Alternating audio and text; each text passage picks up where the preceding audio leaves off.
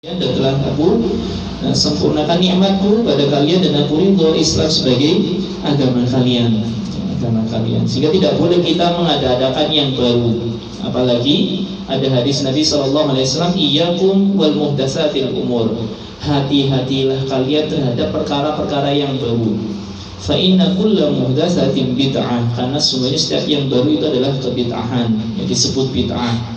Ya, segala sesuatu yang baru di dalam masalah agama, ya, kita patokannya adalah agama, ya, tidak semua yang baru-baru itu bid'ah, ya, sebutannya. Tapi bid'ah ini adalah khusus di dalam masalah agama, ya, sehingga jangan sampai disalah fahami. Wa yas'amu annahu minad din, dia menyangka yang baru itu adalah bagian dari agama, padahal agama telah sempurna. Ya, telah sempurna, sehingga yang baru yang tidak pernah diajarkan oleh Nabi SAW artinya itu bukan termasuk dari agama. Ya. Syekh kemudian menjelaskan, walihada tamassaka ahlus sunnati wal jamaah bihadhil usul wajtanabul alfadhal mubtadi'ah. Oleh karena itu ahlus sunnah wal jamaah atau salafus salih, ya, mereka senantiasa berpegang teguh dengan pokok-pokok ini. Yani pokok-pokok ini maksudnya berpegang teguh dengan Al-Quran, hadis, dengan pemahaman para salafus saleh, wajtanabul alfad al-mubtadi'ah, dan mereka menjauhi lafaz-lafaz yang bid'ah, lafaz-lafaz yang baru di dalam masalah agama.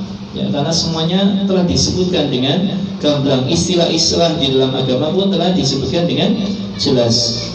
Waltazimu bil alfadhi syar'iyyah, mereka senantiasa berpegang teguh dengan lafaz-lafaz syar'i, ya, sehingga tidak akan samar, senantiasa jelas, ya, permasalahan di dalam agama ini, ya. Contoh dalam masalah ini hari ini, ya, misalnya dalam masalah, ya, misalnya ribanya bunga bank, ya, istilahnya. Kalau orang-orang kan nyebutnya ada yang nyebut bunga, ya, ada yang nyebut bonus, ada yang nyebut, ya, berbagai macam-macam. Tapi kalau, ya, ulama-ulama yang kokoh, ya, akidahnya, maka akan mereka dengan tegas menyebutkan ini adalah riba. Ini adalah riba. Karena hakikatnya riba, ya, setiap tambahan atau manfaat yang ada ketika ada hutang piutang, maka itu adalah riba. Sebagaimana Nabi SAW menegaskan, kullu qardin jara naf'an fahuwa riba. Setiap hutang yang mendatangkan manfaat, ya, maka itu adalah riba, ya. Dan riba hukumnya haram, ya, karena Allah Subhanahu wa taala menegaskan wa ahallallahu al-bai'a wa harrama riba, ya, dan Allah telah menghalalkan jual beli dan mengharamkan riba. Nah, ini para ulama Ahlus Sunnah wal Jamaah senantiasa berpegang teguh, ya, riba dikatakan seperti itu. Apapun istilahnya, orang-orang di zaman sekarang menamakan dengan berbagai macam kata-kata yang manis, kata-kata yang indah. Ini salah satu contoh, ya. Dan banyak contoh yang lainnya, ya. Mereka senantiasa berpegang teguh dengan lafaz-lafaz syar'i yang memang disebutkan dalam Al-Quran ataupun hadis-hadis Nabi SAW. Wa min huna, ya, fuhimal imtidadul hakiki lis-salafi salih, dan dari sinilah kita ketahui, ya, istilahnya salafus saleh itu pedomannya pada apa sih, ya? Ternyata salafus saleh, ya, mereka pedomannya, ya, tadi dengan jelas dari dari kitabullah, dari hadis-hadis Nabi SAW, dengan pemahaman, ya, para sahabat, para tabi'in, para tabi'in tabi'in. Ya, fafillah rahimani wa rahimakumullah. Kemudian saya di sini mengatakan, fa usuluddin 'inda ahli sunnati wal jamaah mujma'ala 'ala nahwi tali.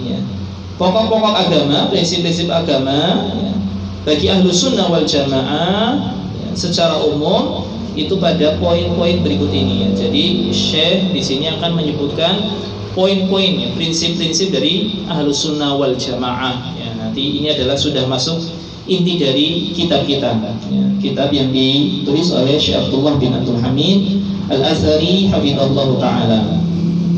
Di mana pokok yang pertama di sini, ya, Syekh mengatakan al-aslul awwal, pokok yang pertama al-imanu wa arkanuhu, iman dan rukun-rukunnya. Ini pokok prinsip yang pertama, ya, pondasi yang pertama adalah tentang iman dan rukun-rukunnya, ya, tentang iman dan rukun-rukunnya yang kalau kita lihat saksikan ya di sekolah-sekolah anak-anak insya Allah sudah pandai menghafalnya. Cuman kadang-kadang kan yang jadi PR, mereka hanya hafal tapi tidak tahu maksud kandungannya. Hanya hafal toh, rukun iman hafal ya, istilahnya wis ya, gampang lainnya ya, ketika disuruh nyebutin pasti urut. Cuman kadang-kadang yang kurang ditanamkan adalah pemahaman terhadap makna dari rukun iman tersebut ya. Ini kalau kita baca, kita lihat, perhatikan di buku-buku sekolah-sekolah umum sangat minim sekali ya, sangat minim sekali ya, penjelasan tentang rukun iman secara ya, mendalam ya, walaupun ringkasannya saja itu tidak didapatkan. Ya, baik. Nah, insya Allah di sini saya akan menjelaskan sana gamblang tentang hal tersebut ya, tentang iman rukun-rukunnya ya, dijelaskan, dijabarkan masing-masing. Baik. Saya kemudian menjelaskan, inna mu'taqad as-salafi salih ahli sunnati wal jamaah fi usulil iman yatakhallasu fil iman wa tasdiqu bil arkanihi sittah kama akhbarahu an-nabiy sallallahu alaihi wasallam fi hadits Jibril alaihi salam. Ya, sesungguhnya akidah salafus salih ahlu sunnah wal jamaah di dalam masalah pokok-pokok keimanan itu bersumber dari keimanan dan pembenaran terhadap rukun iman yang 6 ya.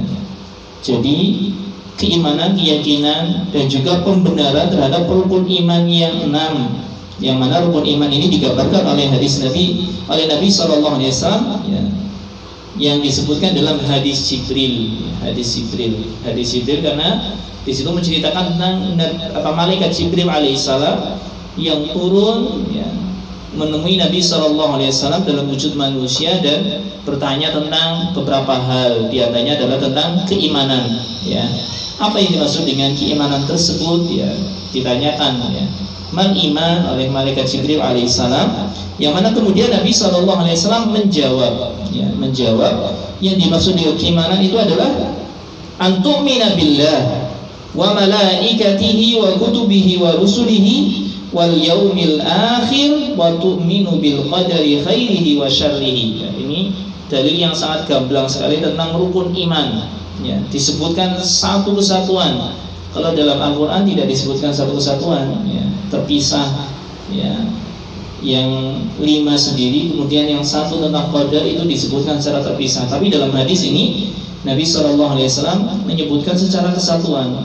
Rukun iman adalah antu'mina billah, beriman kepada Allah, wa malaikatihi dan malaikat-malaikatnya, wa kutubihi dan kitab-kitabnya yang diturunkan kepada para rasul pilihan, kemudian wa rusulihi dan para rasulnya, wal yaumil akhir dan beriman kepada hari akhir, wa tu'mina bil qadari khairihi wa syarrihi dan beriman kepada qada dan qadar ya, atau takdir yang baik maupun yang buruk. Ini hadis yang sahih ya, diriwayatkan oleh Imam Muslim, Imam At-Tirmidzi, Imam An-Nasa'i, Imam Abu Dawud dan juga Imam Ibnu Majah ya, ini hadis yang diriwayatkan dari sahabat Umar bin Khattab radhiyallahu anhu. Ini juga terkategori sebagai hadis yang ahad ya, hadis yang ahad. Kalau dari sisi hadis, nah, hadis yang diriwayatkan dari sahabat Umar bin Khattab radhiyallahu anhu berkali tentang pokok-pokok ya, keimanan ya, yang mana hadisnya panjang sekali ya,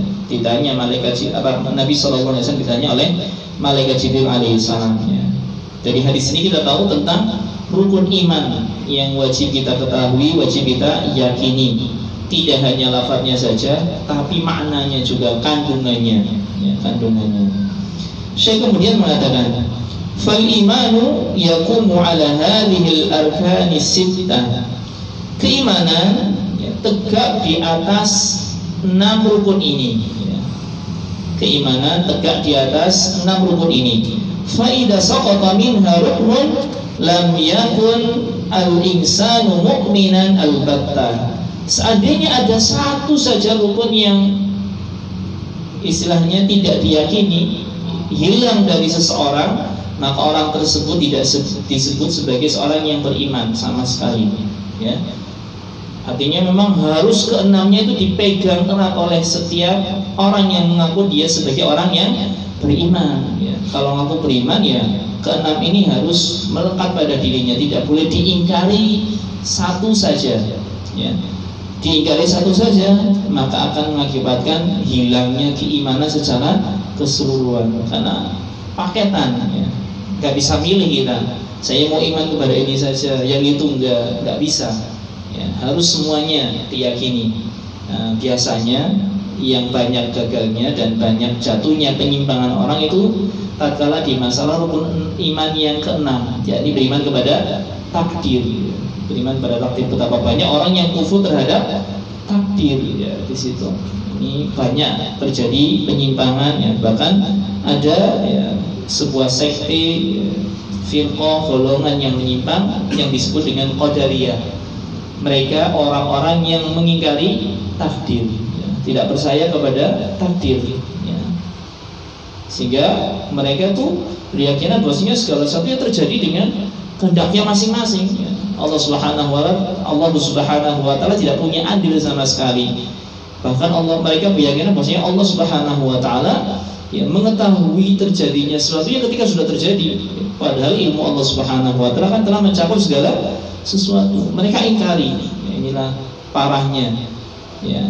Dan konsekuensinya tadi ketika diingkari walaupun hanya satu kok ya akan hilang keimanan dan mereka tergolong sebagai orang-orang kafir, orang-orang musyrik waliyadzubillah. Makanya kita harus berhati-hati dalam masalah ini ya. 6 rukun iman ini harus senantiasa kita pegang, ada di dalam diri kita masing-masing ya. Kemudian saya mengatakan li'annahu faqada ruknan min arkanil iman, sebabnya seorang itu hilang keimanan tatkala dia hilang salah satu rukun iman ya, salah satu rukun imannya hilang. Fal imanu la yaqumu illa ala arkanihi tamatan ya, maka keimanan tidaklah berdiri kecuali di atas rukun-rukunnya semuanya secara sempurna ya, harus ada, tidak boleh hilang satu ya, dari 6 rukun tersebut. Kama la yakumul bunyan illa ala arkanihi mutakammila, sebagaimana bangunan tidaklah ya tegak kecuali di atas tiang-tiangnya ya, yang sempurna ya, semuanya tiang ada. Kalau hilang salah satu tiang pasti akan doyong dan kemudian roboh. Ini bangunan yang kita mudah kita melihatnya ya. Dan keimanan itu sama seperti itu ya, ketika tiangnya, rukunnya itu tidak ada ya akan runtuh pula ya, akan runtuh pula ya. Wa hadhil umuru sittah hiya arkanul iman ya. Maka 6 perkara ini adalah termasuk rukun iman. Fala yatimu al-imanu illa biha jami'an ala wajhi sahih alladhi dalla 'alaihi al-kitab was sunnah ya. Maka tidaklah sempurna keimanan kecuali dengannya semuanya. Ala wajhi sahih, dengan pemahaman yang benar, pemahaman yang sahih terhadap rukun iman tersebut ya. Tidak hanya kita mengucapkannya saja, kita harus memahami kandungan rukun iman tersebut. Kita harus memahaminya dengan pemahaman yang sahih ya, yang ditunjukkan oleh Al-Quran dan juga As-Sunnah. Wa man jahada syai'an minha falaysa bimu'min, barang siapa yang mengingkarinya sedikit minha darinya, dari rukun-rukun iman tersebut, falaysa bimu'min, maka dia tidak termasuk orang yang beriman ya. Nah, makanya di sini harus hati-hati ya, kita ketika belajar tentang keimanan itu harus betul-betul kita memahami ya, dan tentu memahami rukun iman ini ya bersumber dari Al-Quran dan juga hadis Nabi SAW yang sahih dengan pemahaman para salafus saleh. Artinya jangan hanya kita hafal, kita tahu, tapi hendaknya kita memahami kandungan rukun iman tersebut ya. Apalagi ya kalau mungkin anak SD sih hafal rukun iman ya itu masih wajar ya, karena memang tahap belajar biar dia kuat dulu. Tapi semakin lama hendaknya tidak hanya hafal ya apa itu rukun iman, tapi berusaha untuk memahami kandungan rukun iman tersebut. Izin minum dulu ya.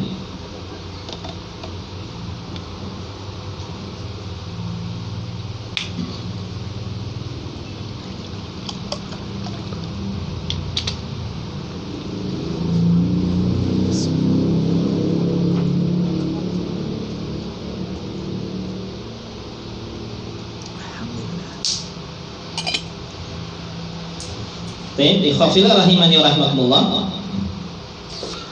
Kita lanjutkan ya, pembahasan, dan kita masuk di sini di rukun iman yang pertama. Kita perhatikan penjelasan dari Syekh Hafizahullah Ta'ala berkaitan tentang rukun iman yang pertama ini. Ar-ruknul awwalu, ya, rukun iman yang pertama, ya, yakni al-imanu billah, iman kepada Allah, ya, iman kepada Allah, ya, Rabbul Alamin, ya, Tuhan semesta alam, ya, Khaliquna, pencipta kita, Razikuna, yang berikan rezeki kepada kita. Syekh di sini menjelaskan al-imanu billahi ta'ala huwa tasdiqul jazimu biwujudillah. Keimanan kepada Allah Subhanahu wa taala yaitu pembenaran yang kuat terhadap wujud Allah Subhanahu wa taala. Artinya kita betul-betul meyakini dan membenarkan akan wujud Allah Subhanahu wa taala, walaupun kita tidak melihatnya, karena memang Allah Subhanahu wa taala adalah ghaib, bahkan a'lamul ghuyub, ya, yang paling ghaib di antara hal-hal yang ghaib, ya. Allah Subhanahu wa taala adalah sesuatu yang paling ghaib di antara yang ghaib-ghaib, ya. Kita tidak bisa melihatnya, kita ya ketika di dunia ini ya tidak akan mampu, ya. Cuman wujud Allah Subhanahu wa taala kita harus yakin pasti ada, ya. Dan insyaallah nanti akan dijelaskan bukti-buktinya. Bahkan buktinya itu sangat banyak sekali, ya, dari berbagai macam sisi kita bisa membuktikan akan wujud Allah Subhanahu wa taala. Wa tisafuhu bi kulli sifatil kamal. Setelah kita meyakini, membenarkan akan wujudnya Allah Subhanahu wa taala, ya, ikhwafillah rahimani rahimakumullah, yang kedua adalah kita mensifati Allah Subhanahu wa taala dengan sifat-sifat yang sempurna, ya. Kita mensifati Allah Subhanahu wa taala dengan sifat-sifat yang sempurna, ya. Wa nu'util jalali, dan juga sifat-sifat yang agung, ya. Jadi sifat yang sempurna dan sifat yang agung sesuai dengan kebesaran dan keagungan Allah Subhanahu wa taala, ya. Ini berkaitan tentang nanti tauhid asma wa sifat, ya. Wastiqaquhu wahdahu al-ibadah, dan mewujudkan ibadah hanya untuk Allah Subhanahu wa taala semata. Ini poin yang berikutnya, yang ketiga, ya. Setelah kita mengakui, membenarkan wujud Allah, kemudian kita mensifati Allah dengan sifat-sifat sempurna, sifat-sifat yang agung, maka kemudian kita, ya, mewujudkan ibadah hanya untuk Allah Subhanahu wa taala, ya. Hanya untuk Allah Subhanahu wa taala. Watmi'nanul qalbi bidzalika itmi'nanan tura asaruhu fi sulukil insan, dan tenangnya hati dengan hal tersebut dengan ketenangan yang terlihat pengaruhnya pada sulukil insan, perangai manusia, ya. Perangai manusia bagaimana? Waltizamuhu bi awamirillah, di mana manusia tersebut senantiasa, ya, melaksanakan perintah-perintah Allah, wasfinabi nawahihi, dan menjauhi larangan-larangannya, ya. Jadi kalau orang sudah tadi meyakini wujud Allah, mensifati Allah dengan sifat-sifat yang paling sempurna dan sifat yang agung, dan dia mengerjakan ibadah hanya kepada Allah Subhanahu wa taala, hatinya tenang, hatinya tenang, ya. Dan dia senantiasa melaksanakan perintah-perintah Allah dan menjauhi larangan-larangannya. Wa huwa asasul aqidatil islamiyah wa lubbiha, ya. Dan ini adalah pokok, ya, atau pondasi akidah Islam, bahkan intinya, ya, intinya, ya, ini kita mentauhidkan Allah Subhanahu wa taala, ya. Fa huwal aslu, dan ini adalah pokok. Wa kullu arkanil aqidah mudhafatun ilaihi wa tabi'atun lah. Setiap rukun-rukun akidah itu bersandar pada ini rukun, yakni iman kepada Allah Subhanahu wa taala. Rukun iman yang pertama, iman kepada Allah. Jadi semua rukun iman, semua akidah bersumber dari yang pertama ini, yakni iman kepada Allah Subhanahu wa taala dan mengikutinya, ya. Sehingga paling pokok di sini adalah keimanan kepada Allah Subhanahu wa taala. Ya, tadi mengimani wujudnya, mensifati Allah dengan sifat yang paling sempurna dan agung, kita beribadah hanya kepada Allah Subhanahu wa taala, ya, hati kita tenang dengannya. Kita senantiasa melaksanakan perintah-perintah Allah dan kita senantiasa menjauhi larangan-larangannya, ya. Inilah, ya, makna dari keimanan kepada Allah Subhanahu wa taala. Baik.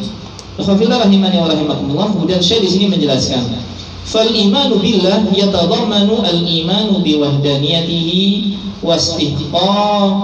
wastihqaqihi lil ibadati wahdah. Gimana kepada Allah Subhanahu wa taala itu mencakup keimanan terkait kita mengesahkan Allah Subhanahu wa taala dan kita mewujudkan ibadah hanya untuk Allah Subhanahu wa taala semata. Ya.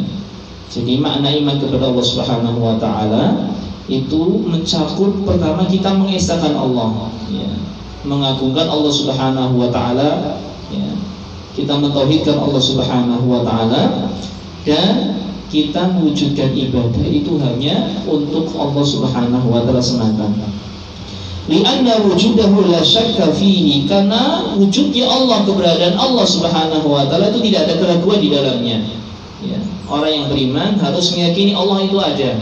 Ya, Allah itu ada, tidak boleh ragu sama sekali. Ya. Wa qad dalla ala wujudihi subhanahu wa ta'ala, dan menunjukkan akan wujud Allah Subhanahu wa taala, ya, ada 4 ya di sini, al-fitratu wal aqlu wasyar'u wal hissu. Yang pertama adalah fitrah, ya. Fitrah itu adalah ya bawaan manusia. Ya. Dari penciptaannya, ya, dia meyakini ya bahwasanya ya dia ada di sini ya karena ada yang menciptakan. Yang menciptakan ini siapa? Ya Allah Subhanahu wa taala. Ya, ini fitrah. Nanti insyaallah ada penjelasannya. Wal aqlu, dan juga akal. Akal membenarkan akan wujud Allah Subhanahu wa taala, ya. Karena segala sesuatu yang ada di dunia ini pasti ada penciptanya, ya. Ya. Akal akan membenarkan, ya. Tentu, dan penciptanya adalah Allah Subhanahu wa taala. Wasyar'u, kemudian syariat, ya. Syariat yakni maksudnya Al-Qur'an dan juga hadis-hadis Nabi sallallahu alaihi wasallam yang menyebutkan bahwasanya Allah Subhanahu wa taala kana, ada, maujud, ya. Wal his, kemudian perasaan, ya. Perasaan, ya. Maksudnya ketika kita ya berdoa, kita pasti akan menghadap kemana? Ke atas, ke langit, ya. Karena kita tahu bahwasanya Allah Subhanahu wa taala ada wujud. Rabb kita, pencipta kita ada dan berada di atas. Kita secara otomatis ya akan memanjatkan doa kepada Allah Subhanahu wa taala, dan kita merasa doa-doa kita itu diijabahi. Ya walaupun memang tidak semua doa itu diijabahi, ya. Tapi kita merasa diijabahi doa itu menunjukkan kita merasa ada Allah Subhanahu wa taala yang mengijabahi doa-doa kita. Kita berdoa kepada Allah kemudian kita diijabahi doanya. Ini secara perasaan. Jadi bisa dibuktikan dengan keempat hal tadi, ya. Fitrah, akal, kemudian syariat, kemudian his, ya. Sehingga ya kalau orang-orang yang menyebut diri mereka sebagai ateis ini sebenarnya ya sangat keblinger, ya. Sangat keblinger, sangat menyimpang, ya. Kenapa? Ya seandainya mereka jujur, akal mereka, fitrah mereka pasti membenarkan akan adanya Allah Subhanahu wa taala yang menciptakan, ya. Entah mereka sebut dengan istilah apa misalnya, ya. Tapi jelas ada yang menciptakan mereka, ada yang mengatur jalannya alam semesta ini, ya.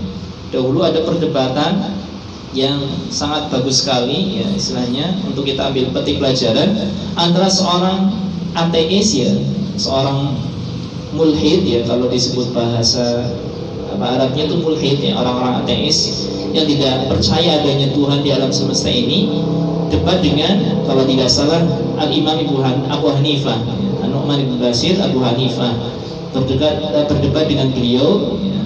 Sebelum berdebat, ya, ketika itu sengaja, ya, Al-Imam Abu Hanifah terlambat datangnya, ya. Kemudian ketika datang ditanya, kenapa engkau terlambat? Ya, karena tadi saya melihat ada sebuah kapal yang berjalan mondar-mandir sendiri tanpa ada nahkoda yang istilahnya mengendarainya, ya. Kemudian seorang ateis tersebut, ya, mengingkari, mana mungkin ada kapal bisa jalan sendiri, ya. Loh, kamu kapal sendiri kecil segitu aja mengingkari bisa berjalan sendiri, bagaimana dengan dunia ini yang sangat besar? Kalau kamu ingkari tidak adanya Tuhan, ya, yang menciptakan, yang mengatur jalannya, ya. Sehingga kalahlah ya, orang hadis tersebut ya di dalam perdebatan, dan akhirnya perdebatan dimenangkan oleh Al-Imam Abu Hanifah. Ya, wallahu alam apakah orang hadis tersebut kemudian akhirnya bertobat, beriman. Wallahu alam, tidak ada, saya tidak mengetahui kisah kelanjutannya. Cuma di situ diceritakan bagaimana Al-Imam Abu Hanifah mendebat orang-orang ateis dengan sangat mudahnya sekali. Ya. Hanya istilahnya digambarkan tentang cerita ada sebuah kapal yang dia menaikkan muatan dan menurunkan muatan sendiri tanpa ada ya, yang istilahnya awak kapalnya tidak ada nahkodanya, dibantah, dan akhirnya itulah bantahan untuk dia sendiri ya, yang mengingkari adanya Allah Subhanahu wa Ta'ala, adanya Tuhan yang mencipta, yang mengatur alam semesta ini ya. Makanya kita hendaknya ya, beriman tentang hal ini ya, karena tentu fitrah kita, akal kita, apalagi syariat Al-Quran dan hadis Nabi SAW menjelaskan tentang hal tersebut ya, dan kita pun merasakan ya adanya Allah Subhanahu wa Ta'ala dari doa-doa yang dipanjatkan kita dan dikabulkan oleh Allah Subhanahu wa Ta'ala ya. Ini 4 sisi ya, kita mengimani akan wujud Allah Subhanahu wa Ta'ala. Baik, ikhwafillah rahimani wa rahimakumullah. Kemudian saya di sini menjelaskan wal imanu billahi ta'ala al-iqraru bi anwa'it tauhid tsalas, dan termasuk keimanan kepada Allah Subhanahu wa Ta'ala adalah dengan menetapkannya tauhid yang 3. Artinya kita di sini sebagai seorang beriman mengakui tauhid yang ada 3 jenis ya, yang mana semuanya adalah kita mentauhidkan Allah Subhanahu wa Ta'ala ya. Sehingga 3 jenis tauhid ini tidak boleh diingkari pula, tidak boleh diingkari pula tentang Allah Subhanahu wa Ta'ala ya. Jadi terhadap Allah Subhanahu wa Ta'ala rukun yang pertama di sini kita harus mengimani adanya 3 macam tauhid ya, 3 macam tauhid. Apa saja? Nah, sebelumnya di sini saya mengatakan wa minal imani billahi ta'ala al-imanu bi wahdaniyatihi wa uluhiyatihi wa asma'ihi wa sifatihi ya. Termasuk iman kepada Allah adalah keimanan dengan wahdaniyatihi, keesaan Allah, wa uluhiyatihi dan uluhiyah Allah, wa asma'ihi wa sifatihi dan nama-nama serta sifat-sifatnya. Wa dzalika bi iqrari anwa'it tauhid tsalas, dan hal tersebut dengan kita menetapkan 3 jenis tauhid, kita mengimaninya, wal amali biha, dan kita beramal dengannya ya. Jadi 3 macam tauhid yang jangan sampai kita berlepas dari 3 macam tersebut ya. Walaupun 3 tapi hakikatnya adalah 1, karena mulanya adalah kepada Allah Subhanahu wa Ta'ala, zat yang esa, zat yang satu ya. Dibagi menjadi 3 ini hanyalah ya, penjelasan dari para ulama untuk memudahkan, memahamkan kita ya, memahamkan kita yang mana 3 macam ini tidak boleh diingkari sama sekali, harus ada ya. 1 saja diingkari maka konsekuensinya adalah kita terjatuh ke dalam kekufuran, waliyadzubillah.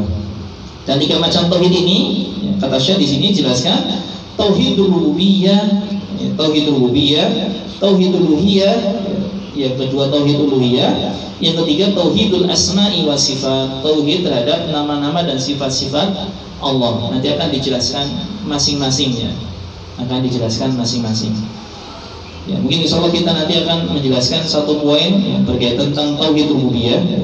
Dan adapun yang sisanya nanti kita akan lanjutkan pada pertemuan yang akan datang billahi subhanahu wa ta'ala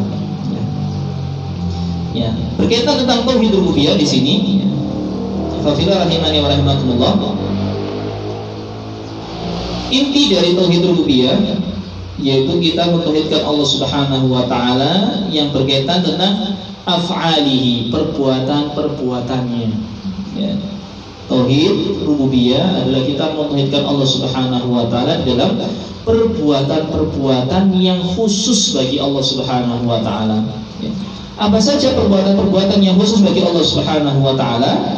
Yaitu berkaitan tentang Al-Khaliqu wahdah, bahwasanya Allah Subhanahu wa Ta'ala adalah satu-satunya pencipta. Wa huwa mudabbirul alam wa mutasarrifu fihi, dan dialah yang mengatur alam ya, dan mutasarrifu fihi ya, yang berperan untuk menjalankan alam ini ya.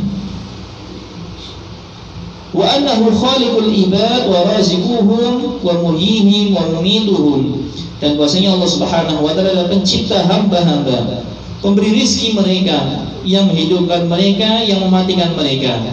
Wal imanu bi qada'illahi wa qadarihi wa bi wahdaniyatihi fi dzatihi, dan mengimani tentang ketetapan Allah Subhanahu wa taala dan kekuasaan Allah Subhanahu wa taala semata, ya, semata.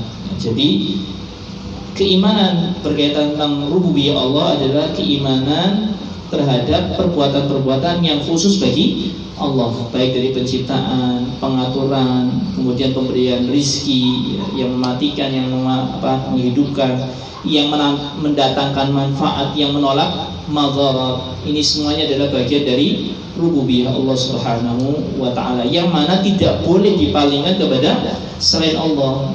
Apabila ada seseorang yang dia meyakini ada pencipta selain Allah, maka rusak tauhid rububiyahnya.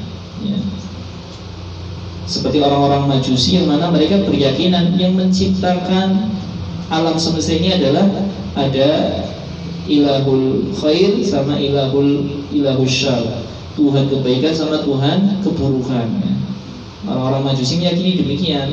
Yang menciptakan alam semesta ini ada dua. Kalau orang Hindu mungkin ada dewa-dewa, ya, ada dewa Brahma, ada dewa Wisnu istilahnya. Brahma yang istilahnya menciptakan kebaikan-kebaikan, ataupun Wisnu yang menciptakan kejahatan-kejahatan misalnya. Maka ini keluar, rusak tauhid rububiyahnya, rusak tauhid rububiyahnya. Dan orang yang rusak tauhid rububiyahnya ini adalah orang yang paling buruk, ya, karena tidak meyakini akan rububiyah Allah Subhanahu wa taala. Bahkan termasuk orang yang paling buruk keimanannya, ya, dijelaskan oleh Al-Imam Al-Magrizi, ya, hafizahullah taala, ketika membahas, ya, kitab Tajridut Tauhidil Mufid, ya, bahwasanya termasuk jenis kesyirikan yang paling buruk adalah kesyirikan di dalam masalah rububiyah. Lebih buruk daripada keadaan orang-orang kafir Quraisy. Karena orang-orang kafir Quraisy mereka masih meyakini rububiyah Allah Subhanahu wa taala. Mereka meyakini yang menciptakan alam semesta ini adalah Allah Subhanahu wa taala. Mereka meyakini yang memberikan rezeki mereka adalah Allah Subhanahu wa taala. Hanya saja mereka terjatuh ke dalam kesyirikan di dalam uluhiyah. Mereka menyembah selain Allah, ya. Menyembah selain Allah, ya, dalam rangka alasan mereka adalah meminta syafaat, meminta kedekatan qurb, ya, padahal itu cara-cara yang tidak dibenarkan, ya. Sehingga mereka terjatuh ke dalam kesyirikan karena menyembah selain Allah, meminta kepada selain Allah. Alasan mereka tadi minta syafaat, minta kedekatan, karena mereka ngakui kita tuh orang berdosa, ya. Sedangkan orang-orang saleh yang mereka berdoa, ya, lewat mereka, ya, istilahnya sudah meninggal dunia orang-orang saleh tersebut yang dijadikan berhala oleh mereka agar doa-doa mereka dijawab oleh Allah Subhanahu wa taala. Tapi ternyata ini cara yang tidak dibenarkan, cara yang salah, termasuk kesyirikan kepada Allah Subhanahu wa taala. Nah, ini berkaitan tentang tauhid rububiyah. Dan berkaitan tentang rububiyah Allah Subhanahu wa taala ini sangat banyak dalil yang menyebutkannya. Di antaranya adalah yang pertama, firman Allah Subhanahu wa taala dalam surat Al-Fatihah ayat yang kedua, Alhamdulillahi Rabbil Alamin. Ayat pertama adalah Bismillahirrahmanirrahim. Ayat keduanya Alhamdulillahi Rabbil Alamin. Ya, di situ disebutkan jelas Rabbil Alamin, ya. Rabb, ya, Tuhan semesta alam. Dan dijelaskan oleh para ulama ahli tafsir, ya, di antaranya adalah Imam Al-Katsir rahimahullah taala. Rububiyah, ya, tadi mencakup, ya, menghidupkan, berikan rezeki, mematikan, ya, kemudian mendatangkan manfaat, menolak madarat. Itu dari rububiyah Allah Subhanahu wa taala. Mengatur alam semesta ini itu rububiyah Allah Subhanahu wa taala. Ini dalam surat Al-Fatihah ayat yang kedua. Adapun yang kedua di sini dalilnya adalah firman Allah Subhanahu wa taala di dalam surat Al-A'raf ayat 54. Ala lahul khalqu wal amru, ketahuilah, ya, penciptaan dan perintah hanyalah milik Allah Subhanahu wa taala. Tabarakallahu Rabbul Alamin, ya, maha suci Allah Subhanahu wa taala, Rabbul Alamin, Rabb semesta alam, Tuhan semesta alam. Ya, ini disebut kata Rabb, ya. Ini dalil yang kedua, ya.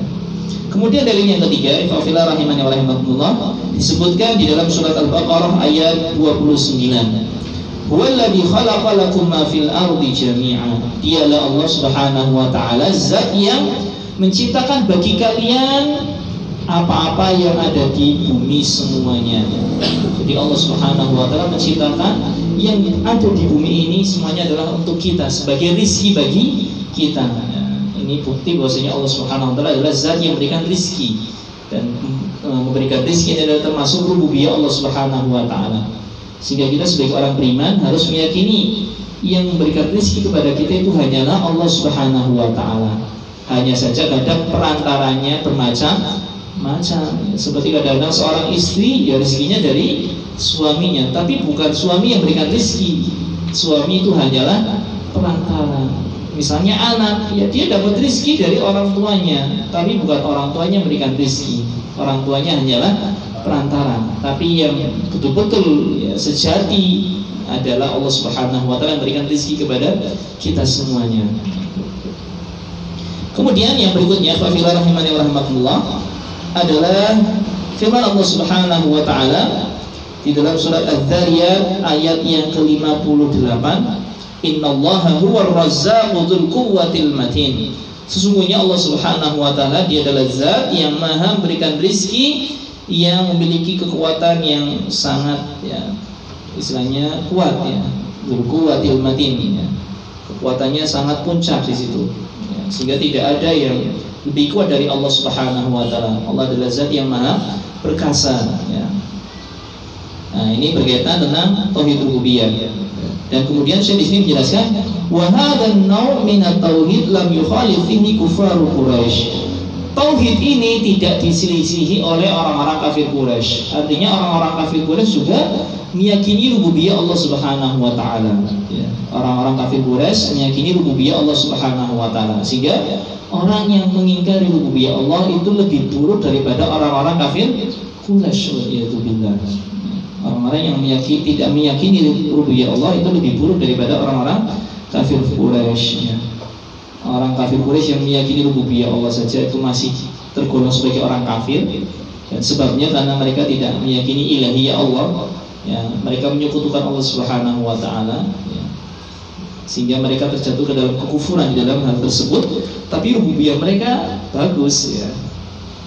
Bahkan bisa jadi kita dibandingkan dengan mereka terhadap kalimat la ilaha illallah, lebih paham mereka terhadap kalimat la ilaha illallah.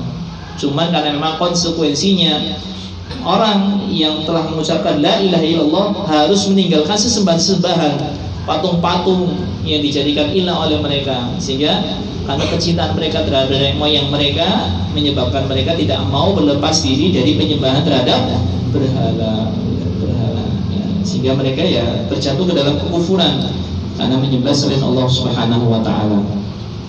Wa aksaru ashabil milali wad diyanat, dan juga kebanyakan pemeluk agama ya. Agama maksudnya yang samawat ya, samawat, jadi agama-agama langit, yakni semisal Yahudi, Nasrani ya. Mereka itu meyakini rububiyah Allah Subhanahu wa taala. Mereka kufurnya kan karena tidak mau mengikuti Nabi Muhammad sallallahu alaihi wasallam, mengingkari ya, tidak mau mengakui Nabi Muhammad sallallahu alaihi wasallam sebagai seorang utusan ya. Itu kekufurannya mereka ya, orang-orang Yahudi dan orang-orang Nasrani ya. Mereka iri karena Nabi Muhammad SAW berasal dari Arab, bukan berasal dari bangsa mereka. Akhirnya mereka tidak mau mengikuti Nabi Muhammad SAW, tidak mau bersyahadat. Nah, itu sebabnya mereka. Tapi rububiyah mereka benar ya. Mereka meyakini Allah sebagai pencipta, mereka meyakini Allah memberi rezeki.